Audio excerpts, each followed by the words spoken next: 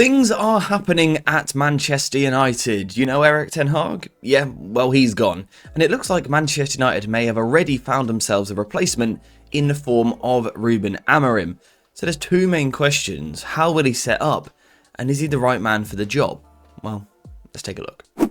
So first things first, we know that Amorim will be working with an extremely talented squad, but not a perfect squad, and that therefore means tactical flexibility will be key. Amorim will not be able to dominate every single game, simply because he hasn't got the players to do that. Therefore, tactical flexibility is the key, and Amorim will bring that. He is more than capable of coaching a high press, a mid block, and a low block. And on the ball as well, he is extremely versatile. Sometimes he will persist with playing out from the back through the opposition's high press. But in other games, he will go longer, more direct, playing over the press and looking to get on the second ball. And he tends to do all of this using a 3-4-3 formation. So why does Amorim choose to use this shape, the 3-4-3 formation? What does it allow him to do on the ball to start off with? Well, the first thing it brings is flexibility in terms of the shape that you are using. You see, initially on paper, it appears as though it is a back three. However, often on goal kicks, we will see it turn into more of a back four. And there's a couple of different ways that this can be achieved. One method that he will like to use is two of his wider centre-backs splitting either side of the goalkeeper, whilst the middle centre-back moves into midfield. A little bit like this. We will then see the wing-backs playing a little bit deeper, one of the wingers coming inside almost into midfield, and it ends up in a formation that looks something a little bit like this. You've probably seen this in different places online. But there is also another way that this shape can be achieved, and that is a slightly simpler rotation if you like. That is the middle centre-back dropping to one side, the left centre-back moving to more of a full-back position, and once again they find themselves in this sort of shape. Again, it's almost a 2-4-2-2 formation. So he is looking for that rotation in the first phase. Once his side have gotten through the first phase, we see more of a return to a traditional back three shape, very much in this formation. Now, why would you look to do this? Well, to me, it's fairly obvious. Playing with three at the back allows you to overload most opposition teams. A lot of teams will press either with one centre forward or with two centre forwards. I don't have to tell you that three players is more than two players. It gives you the spare man, and that gives you the platform to try and build possession. Now, you will notice that some teams could actually press with a front three, for example, pushing forward like this in a 4-2-3-1 formation, and this is where that next line comes in handy. Rúben Amorim will very often use two central midfielders. In this phase of the game, he nearly always has two players in this central presence. And the reason for that is, again, it gives you this base of 5 players. It gives you a foundation to really overload the other team without having to rotate your team too much. This isn't a fullback moving into these positions, there isn't a winger inverting, or a central midfielder and centre-back. This is all very simple, very basic, but it provides him with the foundation to move further forward. Something else we will see is the box shape in midfield. Two wingers, or almost inside forwards, playing as 10s, dual 10s in these positions. And the aim here really is to overload the opposition in the middle of the pitch. And this is what we will see from Amorim. A tactical system which will overload certain areas of the pitch, making life easier for the players. Under Erik ten Hag, we often saw a man-to-man approach on and off the ball. Here we will see that on the ball, Amorim will try to create overloads to give his team a tactical advantage, making life a little bit easier for the players on the ball. And in these areas, you will see the ability to pull teams apart, move the ball into these sort of half spaces in here, move the ball forward, and quickly attack. Another key theme will be the width, though, of course. When you play wing-backs, you are looking to get players forward into the final third as quickly as possible, providing the width in these areas. And what I like particularly about the wing-back system is that rather than a winger starting in this position, where they can easily be marked, we are often going to see a winger arriving into these areas. And what this does is it stretches the pitch.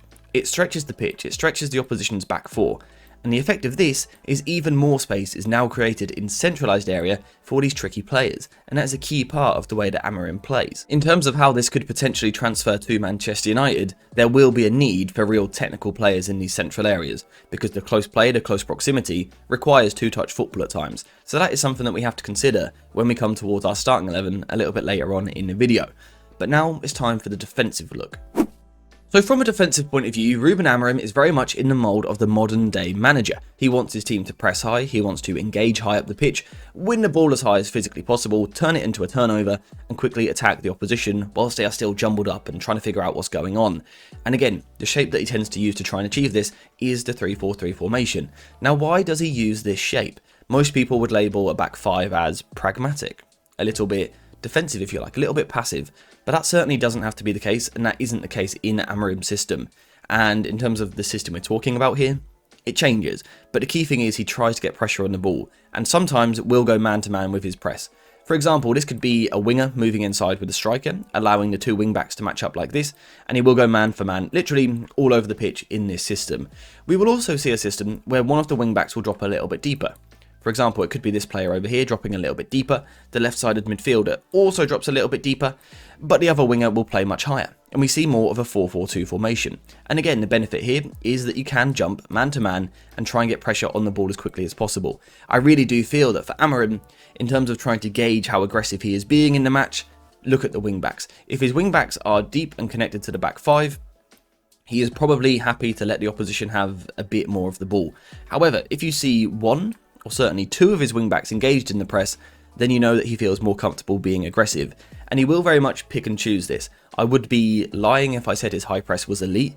It's not a constant elite man-to-man system. That isn't the case. He will often give himself a +1 at the back.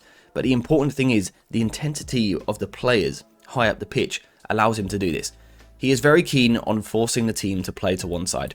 So the striker, rather than necessarily always being man-to-man, will sometimes try and force the opposition one way.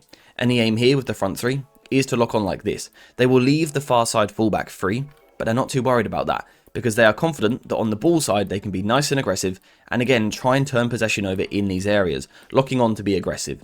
This is something that will be key for the Manchester United players, but this is one reason why he uses the back three. Another reason he will use the back three is because of what the modern trend is in football. We know that a lot of teams like to build possession with a back three like this and then two central midfielders. And then they sort of get this box shape in here, the striker, and then two wingers. What's the best way to approach this? Well, if you match it up in Ruben Amorim's 3-4-3, again you can actually almost go man-to-man. Now this man-to-man system doesn't have to be incredibly intense and incredibly aggressive, but what it does allow you to do is fairly simply cut off key passing lanes. When the centre-back has the ball, you will often see a winger situated between the centre-back and the central midfielder, giving them no option basically. If the ball goes wide, Sporting will once again be aggressive. This is the trigger. When his sides concede possession out wide, they're aggressive. They like to turn the ball over in wide areas, win it and go forward quickly. In the middle of the pitch, it's more about compactness, reducing the spaces in the centre. And he is essentially trying to set the trap. If you play the ball in here, they are going to jump, they are going to be incredibly aggressive and turn the ball over. If you turn the ball out wide, this is where you will now see the next jump, being aggressive this side of the pitch, again to try and win the ball back. So this will be key for this side. Another reason that you might look to use this sort of formation from a defensive point of view is simply for the fact that physically it allows you to get three centre-backs on the pitch.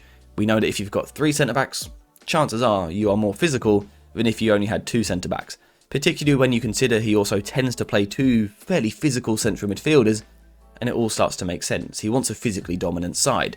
And then finally, the big benefit of playing in a back three or a back five is that when the opposition do move the ball forward, you have the ability to drop all the way deep and cover every single channel. Ruben Amorim has a really good ability to coach a low block, which looks like a 5-4-1 shape.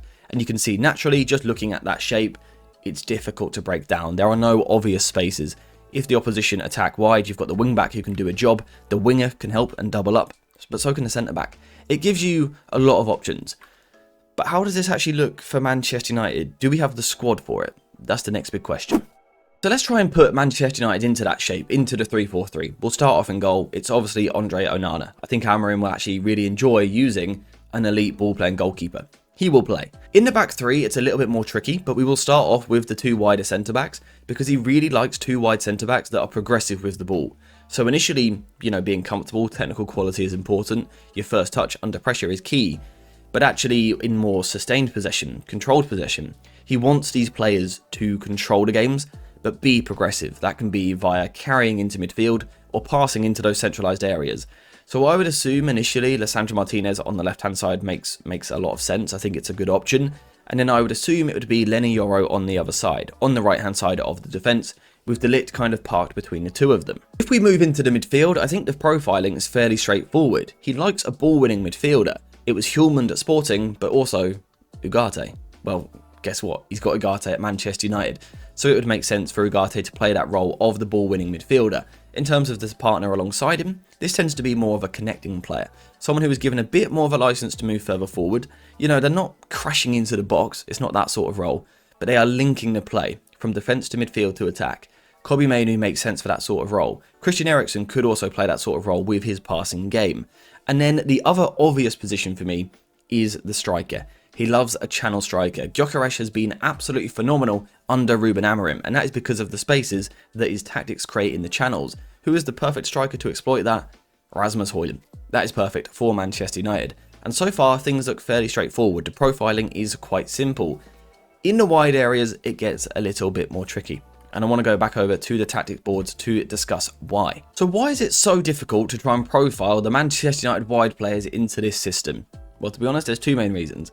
One of the reasons is Manchester United wide players almost don't make sense, but the other reason is because Amorim has used different kinds of players. In these wing-back positions, we have seen proper overlapping fullbacks, players that are defensive minded but they want to get forward also and support the team. We have also seen wingers playing these roles. We've seen a left-footed player on the left and a right-footed player on the right, bombing forward, providing a lot of attacking threat.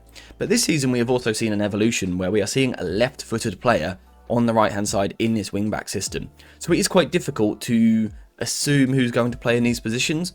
We could guess someone like Dalot or Mazraoui could play on the right hand side, but there is also a genuine chance that Amad Diallo plays this role that would be quite similar to what Sporting have done this season. On the left hand side, it's even more difficult. Luke Shaw, he could definitely play this role, but can he ever be fit? I'm not too sure. Could Anthony play this role in a sort of Nuno Santos sort of way?